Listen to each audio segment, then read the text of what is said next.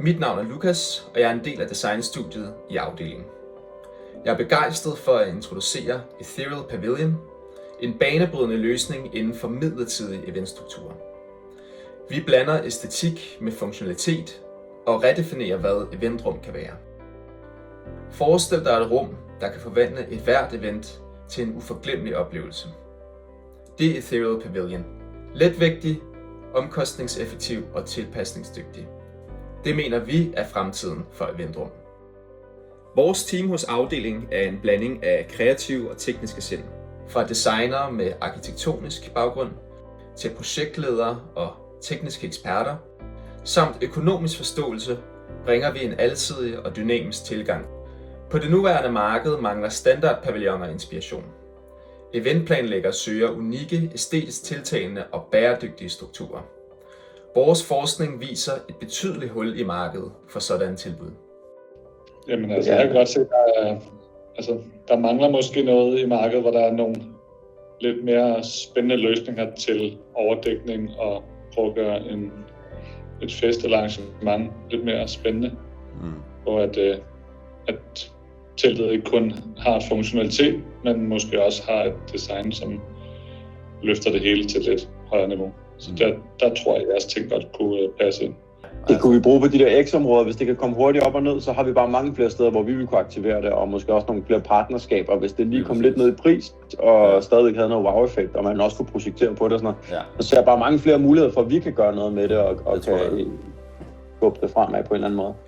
Vi fik også snakket med stifteren af Space T og Art Rebels, Carla Camilla Hjort, som kunne se værdien af Ethereal Pavilion nu, men også længere ud i fremtiden. Også noget af det, som jeg tænkte på med de opuslige rum, altså det her med, der er så mange, der kommer til at være climate migrants i nogle tal, som vi slet ikke kan forudse, tror jeg, inden for de næste 20-30 år. Vi ser det allerede mange steder i verden. Jeg tror, der er noget omkring det der, sådan, altså det jeg kalder for logistikken og produktionen af det, som vil være super brugbart i forhold til at kunne tænke det ind i nogle andre kontekster også. Flygtningelejre er jo allerede baseret på telte, ekstremt dårlige telte.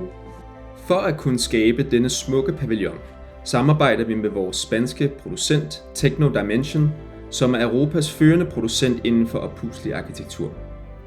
Faktisk var Techno Dimension med til at producere teltet Cloud9, som vi fik lov til at bruge og teste i sommeren 2021. Dertil lærte vi en hel masse om eventplanlægning, havde en masse sjov og fandt ud af, hvad det næste telt skulle kunne. Her er deres reaktion på Ethereal Pavilion. I think it's an amazing project. Looks very interesting for us too. Once we get it, and trust me, we always get it. It's gonna be a great one, a great and a unique one, because I've not seen before. And look, I'm seeing this kind of prototypes. Yeah. I mean, inflatable prototypes every day, and nobody thought in that before. Hos afdelingen bygger vi ikke bare pavilloner. Vi skaber minder. Med Ethereal Pavilion bringer vi design, innovation og helt unikke oplevelser i spidsen for eventplanlægning. Derfor søger vi lige nu 25.000 med mikrolegatet for at kunne igangsætte vores rejse og skabe en prototype. Tak for at overveje vores vision.